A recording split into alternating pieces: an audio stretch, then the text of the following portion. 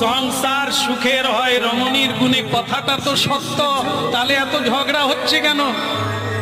এত divorce paper তৈরি হচ্ছে কেন? রমণীরাই তো করছে। क्या माताजी बताइए?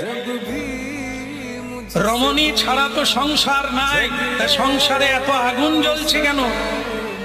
এটা তো ভাবতে হবে। আসলে কথাটা ঠিক, কিন্তু কাজে এখনো পরিণত হয় না।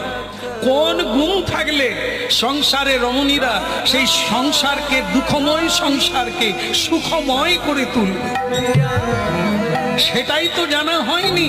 সে কথা তো শোনা হয়নি, সে রাস্তায় তো পা দেওয়া হয়নি।